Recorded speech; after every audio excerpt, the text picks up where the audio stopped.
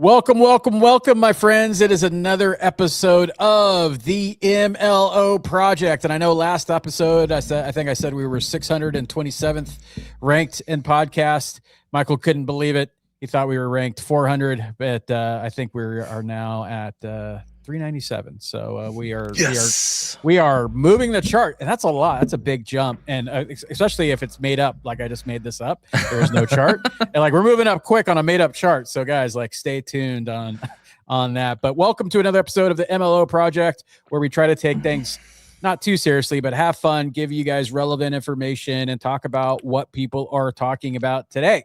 And joining me, as always, is the chef. That's what I'm calling him now because he's cooking up some serious shit in the Empower LO Development Kitchen. Mr. McAllister, what's up, buddy? What's up, dude? How we doing? We're doing good. What was the name of the rat in the Pixar? Ratatouille? Remy? Yeah, Ratatouille. Was it Remy? Remy? I think it was Remy. Oh, look it up. Remy. Oh, no, Remy. I just thought the name of the rat. I'm either going to call you Remy or Ratatouille, so you pick. Which one would you rather be called? Yeah, let me find the name of the rat real quick. Remy. Yeah. There you go, Remy. All right, I know. I remember that, but not the name of the movie. But yeah, Remy McAllister. What's up, buddy? All you right, having fun? I'll take it. That's actually, I'm not going to lie, that kind of digs at like old wounds. I used to. That's really? like, yeah. When I was a kid, or when I was in middle school, elementary Someone called you school, Remy? No, they just said like, I got a pointy nose. Like if you see my side profile, which I don't let people see on camera very often, I got a pointy nose. I got a little bit of like a rat shape to my head, and so. Oh, yeah. I wouldn't say that. No, well, thank you. Because some people, I never, because I absolutely would have brought that up if I thought so, but like not. But no, like I don't see it. Because some people do. You're like that person looks a little bit like a beaver. You know, that person looks a little, cattish, right? Like some people have animal features, and that's okay, right? Like some of them do, right? But a sloth, a little slothy there. But no, a rat. That's no, I would never have thought. That's good. Maybe I've grown into my teeth a little bit, or something. You've grown it, but now that I know it's a sore spot, I won't bring it up because those elementary wounds just sometimes they do not heal. Yeah. And they do not heal. But guys, we are talking about not Ratatouille, but we are talking about headlines today. And the one that's been blazing up the charts, but we're going to talk about it in a little different way. And that is probably what you all know. And that is Veterans United, right? Veterans United has been accused of steering and deceiving military veterans. Now, I don't think you're going to find any love lost here for Veterans United between the two of us. I know definitely not the circles we run in will find any love lost between that because we know how dirty Veterans United is with their marketing and their mailers and what they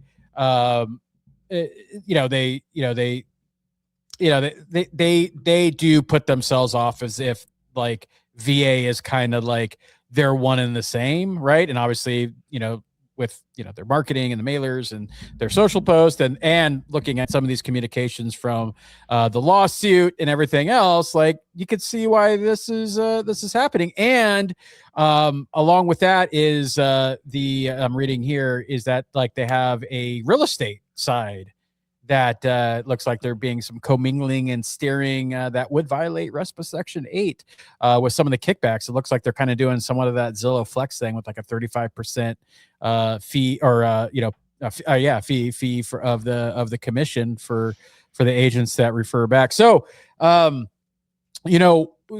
one, we could, talk a little bit about how shitty we feel in our opinion. Don't send us any cease or desist because this is our opinion of Veterans United. But more importantly, a friend of ours made a post that I want to talk about because I think this is a little different, right? And I see where he was coming from. But, one thing that I've seen in the past is when someone has like, if we have competitors in this market and whatever, and if you kind of like put like their flyers out or their, mailers or something like that, and you're just kind of saying like, this is like how crappy these people are or whatever, the consumer by and large isn't going to read into something like that the way that you may think they are. But more importantly, what you're doing is you're giving more screen time to a competitor, right? You're giving more attention to a competing brand, which is never a good thing to do. Now, in this circumstance, I think they deserve all the PR and all the promotion, because I think in this stance, promoting and talking about Veterans United not being good for veterans at scale is a good thing. And so while the most of the time I might agree with that, I do not agree with it in this instance. In this case, I'm saying find out those attorneys and send every mailer, any screenshot you ever got from a client, any email, anything that you could pile on. Let's like start stacking the wood on the bonfire and see what we could shake loose. What do you think about that? Yeah, I mean, I think I don't know. I'm torn on this because, like, personally, I like Veterans United is owned by a company called Mortgage Research Center, which also owns like FHAloans.com, USDAloans.com, and Veterans United was just apparently like the brand that they had that took off the furthest, because if you like, it's not even that Veterans United is owned by Mortgage Research Center, like it is Mortgage Research Center, like that's who the NMLS number is registered to. And so it's a lead gen company, it's a marketing company that found a niche and just exploited the crap out of it. And there's something that feels more nefarious about that when it's veterans. Like I think all of us feel that way, and I think really that's, you know, I've always felt that way because we run online lead gen, and that's like always been our number one competitor as far as market share and ad space is Veterans United. Or not always, it was Rocket, Quicken at one point, but Rocket does enough other advertising now that it really is Veterans United is the biggest one, Mortgage Research Center. And so I'm torn because as a loan officer, like I don't agree that giving them press in this context is like giving them press, and you know, I don't agree with that idea that like any press is good press. I don't agree with that. I think if you talk about ripping off veterans, that everybody is kind of on the same page that that's shitty, and that highlighting somebody ripping off veterans is probably not going to have a positive effect on their business. At the same time, I don't know, I'd like to, I haven't always been this way, but I would like, I don't know, just like my gut tells me just like keep your head down and you know, like don't, you know, don't, you shouldn't be focused as enough on somebody else's business that like that question has to pop into your head of like if you're spending enough time on this that you're thinking, oh, if I post this, is it going to give them bad press? Or like, it's not a good enough of a content idea as it is. Like, I get if there's a knee-jerk reaction to like share this and be like, yeah, fuck these guys. But like, I get that knee-jerk reaction. Like, I would have that too. But if you get to the point of thinking about whether or not this is a good content strategy, like, I don't think it's going to provide any lift to you. I don't think it's going to do bad. I don't think it's going to do good for Veterans United. I think it's probably going to add fuel to the fire in a negative sense. I don't think that that's going to personally affect you and your business at all. And so as a producer, like is it going to hurt anything? No. Is it going to help anything? No. Like, I don't know, who gives a shit? Go do your thing. I also like look at the, you know, again, I have those personal feelings that are like, I definitely would love to see Veterans United burned to the ground. Not the people, but the building and the entity. With all due respect, figuratively speaking, I would love to see that. But at the same time, I think really the meat on the bone on like when I read the actual complaint, it's like 40 pages. When I read the actual complaint, the meat on the bone really stems from the same kickback scheme that Rocket's embroiled in lawsuits related to. Like the proof that they provide that they're disingenuously like presenting themselves as part of the VA, the proof is weak. Like this isn't a company that's out there sending mailers that are branded with the VA stamp. You know, this is like, there are some really nefarious actors out there that do that shit. And Veterans United is not one of those. So I think the meat on this lawsuit comes from the RESPA violation, the steering claim more than anything.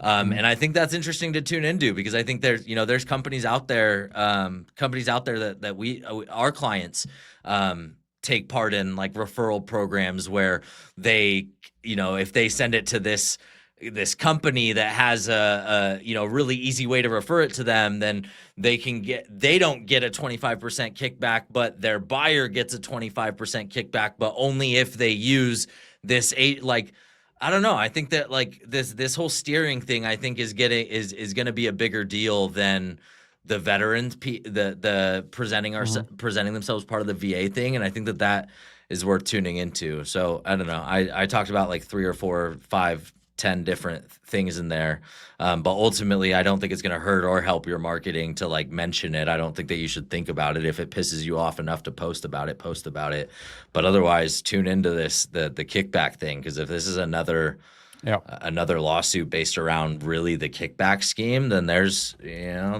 more people that are going to get blowback from this than just Veterans United and Rocket. Yeah, I think to your point, Zillow. Yeah. I mean, to your point, should this be like something that you actually like focus on, like from a content perspective? No, not at all. Right. My point was more of like, hey, if you hear about it, you post about it, like don't, like, if anyone says like, oh, you're promoting or you're giving attention to someone else, I don't think this is it. I think if anything, you're helping, just show that like, hey, Veterans United is not a friend to to veterans. And I think going further into that, there's a couple things here. So I 100% agree. Like, this isn't something you guys should be spending like a lot of time on, right? Like, do your post, F them. If you have stuff that could help the lawsuit, then send it to the lawyers, right? Like, absolutely, right? Yep. And I get it from because I know some amazing VA focused loan officers, a lot of them veterans themselves. And I see the stuff that they have to, that they post and whatnot. And I also think that when it comes to veterans, obviously from, coming from a family of veterans and understanding the trials and tribulations that they have to go through with the stigma of the VA loan in general. Yeah. Right. So I also look at it as ancillary damage when Veterans United screws up loans, right? Yeah. And then that just gives fuel to agents who don't want to accept the VA offer. Like, oh yeah, see, that's why I don't accept VA offers, because of this bullshit and whatever. See, it's just because it's just because like Veterans United being shitty, right? So I think that could be some scripting from the standpoint of the loan officer. You could be like, hey, no, it's not VA loans, it's VU loans that you're talking about. That's what yeah, I totally get it. They fuck shit up all the time. Yeah. So there's a good play for you guys, but I see that all the time, and I see it even without. But that's what I feel, is that I think if you have a popular, because Veterans United, I think, is like, they do the most VA originations, or I think they're number 2 compared to like UWM. They better be number 1, because that's one of the things that they're purporting in this. I want to say they're number like 2. If I'm not wrong, or maybe UWM's number 2 and they're number 1. But like, yeah. I remember seeing a chart somewhere, and I thought that UWM was like number 1. I know that UWM, like in the state of Utah, is number 1 for VA loans, right? Mm. And so I know certain states just based off of like stuff I've done for other data collection. But the whole point is that if you're going to be the number 1 VA lender, like, don't be like the number 1 shittiest VA lender too, right? Like, so I think you owe it to your clientele, and also, like I said about the stigma of the VA loans, to do a good job, right? And to support our veterans, and to put them into things that the deals that are not. Because I see the text messages, and that's where when you said like it's weak, the meat on the bone with like the I did read like that. I'm like, yeah, look, maybe a consumer could conflate the two. I get it. Still weak for my opinion. But what I hope is that was just like the entry, because I have seen screenshots of text messages and email exchange with Veterans United people that absolutely make it sound like, oh, we're the only ones that could do this type of VA. They don't know, like we're tied in with the VA. Like, so I've seen verbiage like that. So I hope, if anything, this lawsuit with the discovery going forward will uncover some of that stuff, which will then give meat on the bone to some of that stuff. But by and large, I think if anything, it's an education, right? So if you're looking at it as a content play for you as an originator, and especially if you are a one of those VA advocates that are amazing, right? And I know a lot of them, and they're great. And they do know what the hell they're doing, and they save deals all the time because other VA lenders screw it up. I think if you're there, I think you're using this content as more of like when you get shopped against Veterans United, or someone's like, hey, my family members said to go with this or that, you use that and just say, look, that's your choice, but just, just know that this is happening.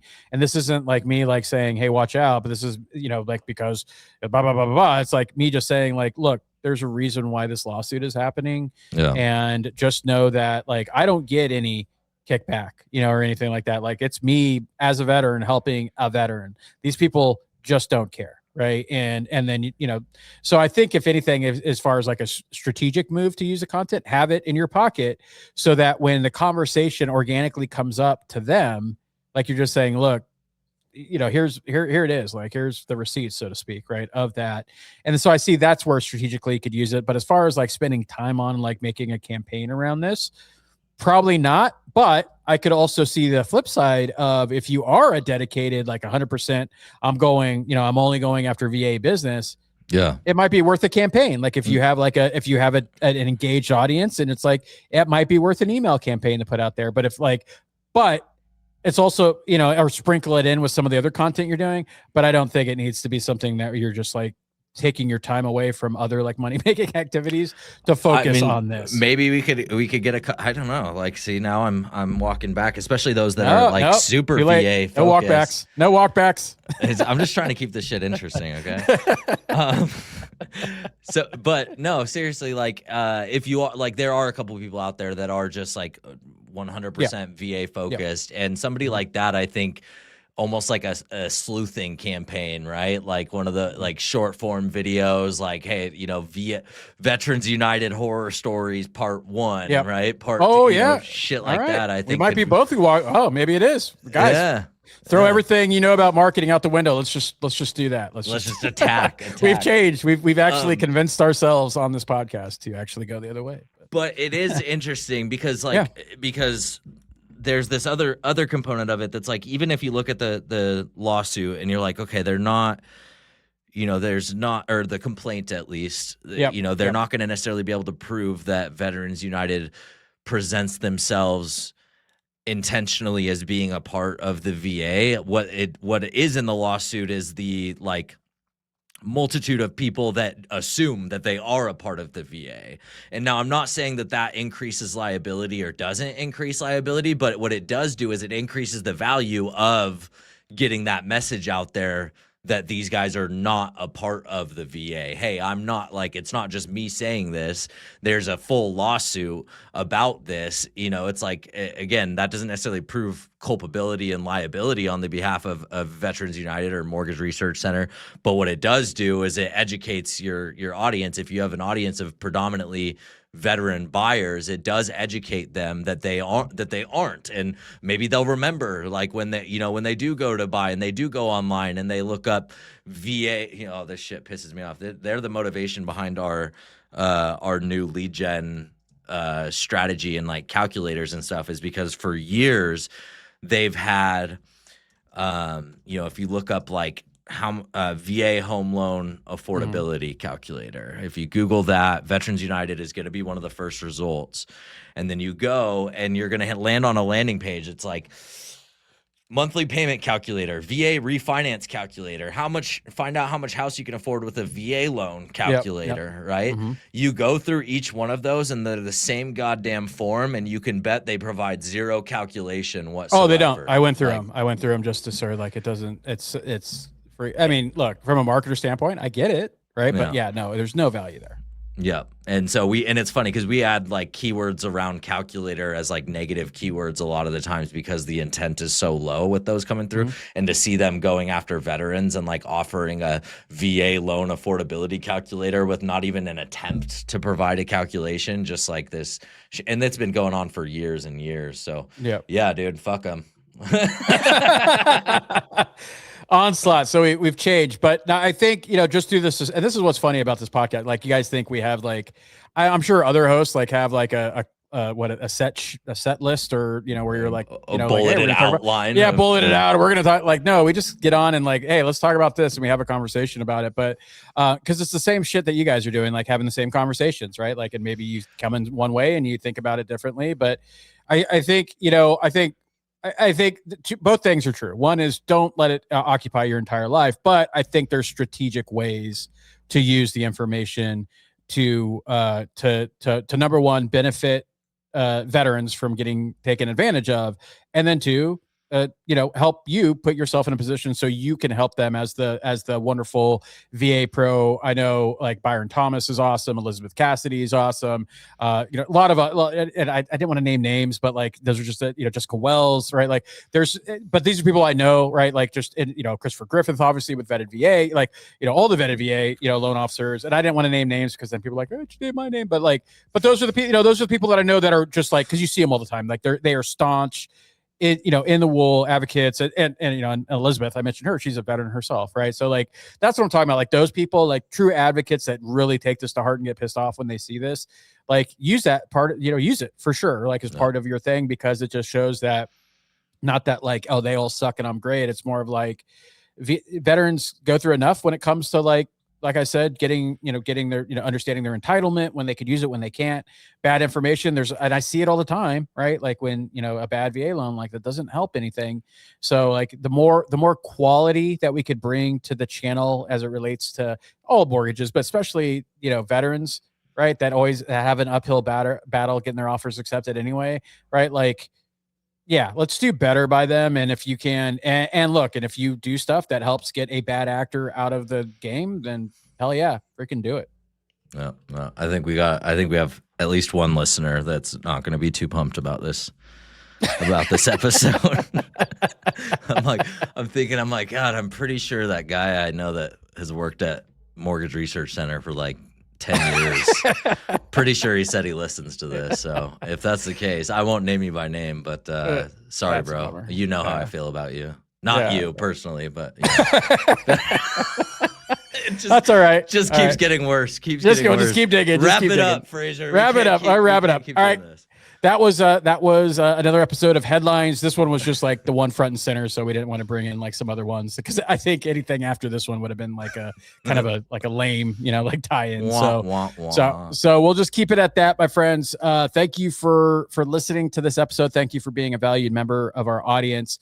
Like I said, what's funny is I don't think Michael sees these, but I get these emails all the time for people to be on the MLO project, but they're not from like the people that we would want on the MLO project. And let me say this, because if you're listening to it and you send me one of those things, I'm not like judgment saying like you are terrible. Like you would probably be an amazing guest on another podcast, but not this one. And they try to like tie it in because of like property, all these other different things. The podcast placement services, right? Yeah. I used to use one of those. Like, and I'll be honest with you guys, like if you are listening to this, if you truly are listening to this episode, this podcast, thinking you want to be on it, you guys see how we roll, right? And I looked at some of these like guests that they're offering, and I'm like, I don't think they would really enjoy being on this podcast. We should do it one time.